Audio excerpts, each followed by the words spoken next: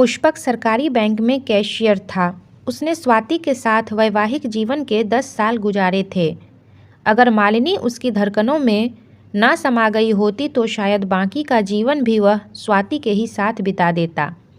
उसे स्वाति से कोई शिकायत भी नहीं थी। उसने उसके साथ दाम्पत्य के जो 10 साल बिताए थे उन्हें भुलाना भी उसके लिए आसान नहीं था। लेकिन इधर स्वाति में कई ऐसी खामियां नज़र आने लगी थी जिनसे पुष्पक बेचैन रहने लगा था। जब किसी मर्द को पत्नी में खामियां नज़र आने लगती है तो वह उससे छुटकारा पाने की तरकीबें सोचने लगता है। इसके बाद उसे दूसरी औरतों में खूबियां ही खूबियां नज़र आने लगती है। पुष्पक भी अब इस स्थिति में पहुंच गया था। उसे जो वेतन मिलता था उसमें वह स्वाति के साथ आराम से जीवन बिता रहा था। लेकिन जब से मालिनी उसकी ज़िंदगी में आई तब से उसके खर्च अनायास बढ़ गए थे। इसी वजह से वह पैसों के लिए परेशान रहने लगा था।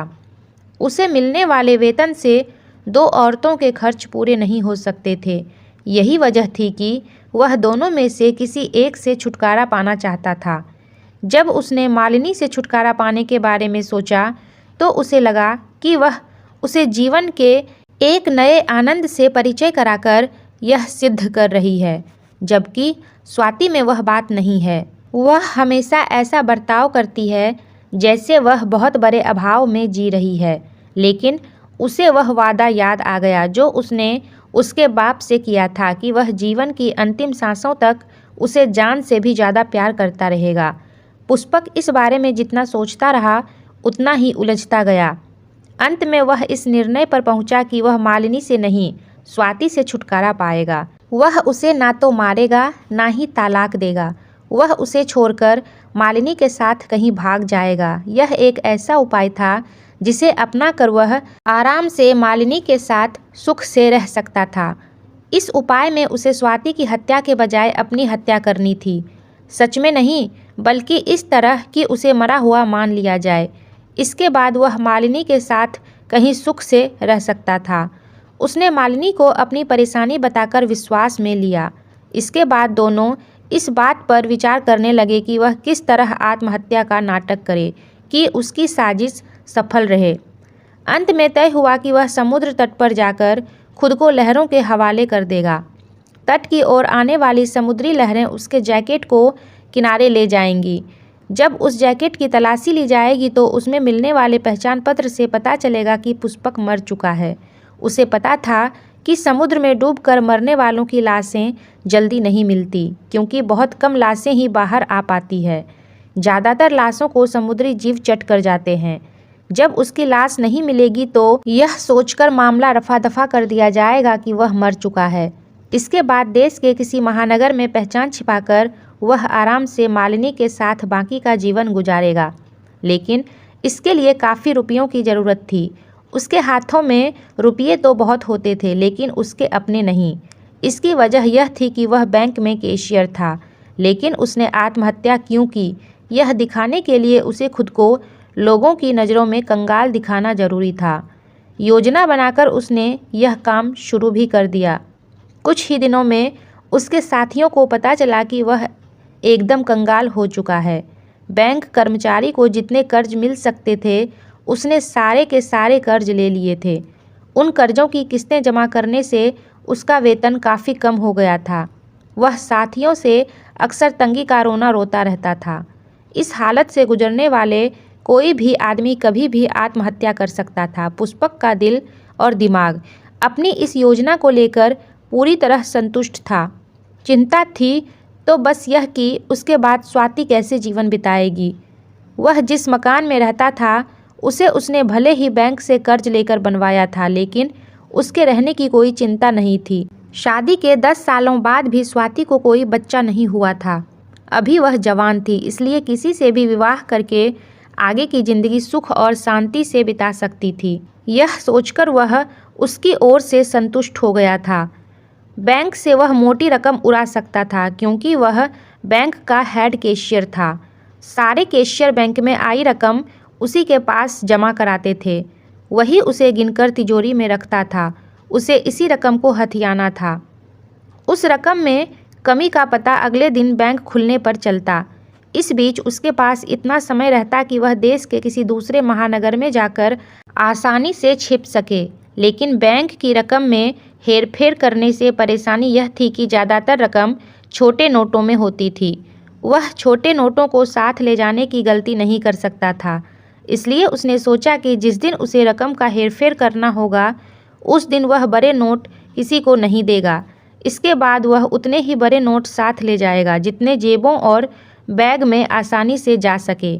पुष्पक का सोचना था कि अगर वह 20 लाख रुपये भी लेकर निकल गया तो उन्हीं से कोई छोटा मोटा कारोबार करके मालिनी के साथ नया जीवन शुरू करेगा।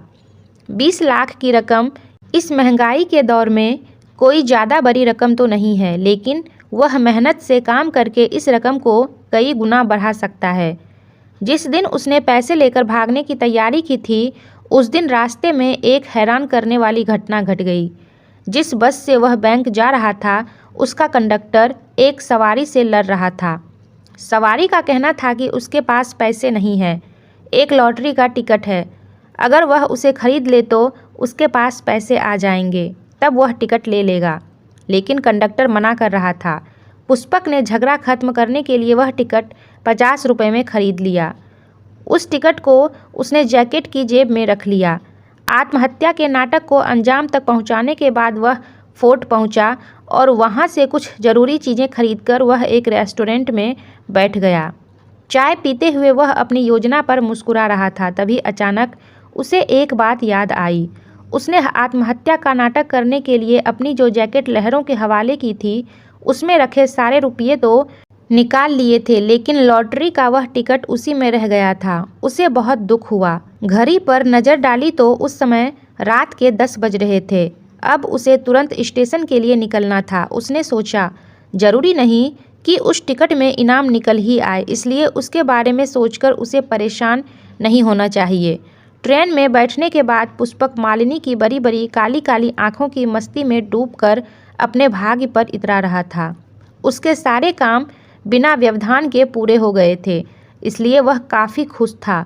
फर्स्ट क्लास के उस कूपे में 2 ही बर्थ थी, इसलिए उनके अलावा वहाँ कोई और नहीं था। उसने मालिनी को पूरी बात बताई तो वह एक लंबी सांस लेकर मुस्कुराते हुए बोली, जो भी हुआ ठीक हुआ। अब हमें पीछे की नहीं आगे की ज़िंदगी के बारे में सोचना चाहिए। पुष्पक ने ठंडी आह भरी और मुस्कुरा कर रह गया। ट्रेन तेज गति से महाराष्ट्र के पठारी इलाके से गुजर रही थी। सुबह होते होते वह महाराष्ट्र की सीमा पार कर चुकी थी। उस रात पुष्पक पल भर नहीं सोया था। उसने मालिनी से बातचीत भी नहीं की थी। दोनों अपनी अपनी सोचों में डूबे थे।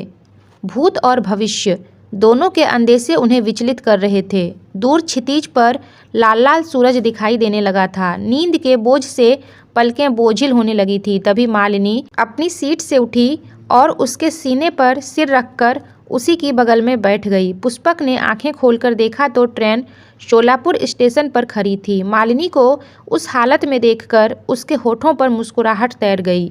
हैदराबाद के होटल के एक कमरे में वो पति पत्नी की हैसियत से ठहरे थे। वहाँ उनका यह दूसरा दिन था। पुष्पक जानना चाहता था कि मुंबई से उसके भागने के बाद क्या स्थिति है। वह लैपटॉप खोलकर मुंबई से निकलने वाले अखबारों को देखने लगा। कोई खास खबर? मालिनी ने पूछा। अभी देखता हूँ, पुष्पक ने हंसकर कहा। मालिनी भी लैपटॉप पर झुक गई। दोनों अपने भागने से जुड़ी खबर खोज रहे थे। अचानक एक जगह पुष्पक की नज़रें जमकर रह गई।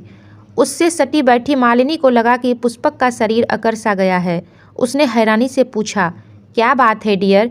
पुष्पक ने गूंगों की तरह अंगुली से लैपटॉप की स्क्रीन पर एक खबर की ओर इशारा किया। समाचार पढ़कर मालिनी भी जर हो गई। वह होठों ही होठों में बरबराई, समय और संयोग।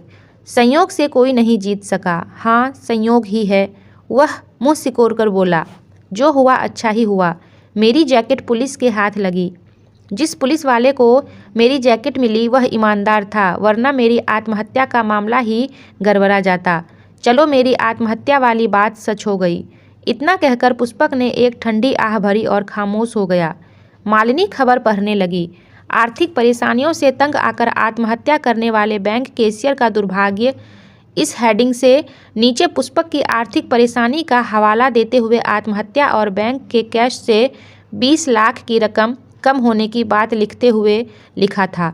इंसान परिस्थिति से परेशान होकर हौसला हार जाता है और मौत को गले लगा लेता है, लेकिन वह नहीं जानता कि प्रकृति उसके लिए और भी तमाम दरवाजे खोल देती है। पुष्पक ने 20 लाख बैंक से चुराए और रात को जुए में लगा दिया कि सुबह पैसे मिलेंगे तो वह उसमें से बैंक में जमा करा देगा, लेकिन वह सारे रुपये हार गया। इसके बाद उसके पास आत्महत्या करने के अलावा कोई चारा नहीं बचा, जबकि उसके जैकेट की जेब में एक लॉटरी का टिकट था जिसका आज ही परिणाम आया है। उसे 2 करोड़ रुपये का पहला इनाम मिला है। सच है, समय और संयोग को किसी ने नहीं देखा। तो फ्रेंड्स, अगर ये वीडियो पसंद आई हो तो लाइक और शेयर करना ना भूलिएगा और मेरे वीडियोस का नोटिफिकेशन पाने के लिए चैनल को सब्सक्राइब करके बेल आइकन को भी प्रेस कर दीजिएगा।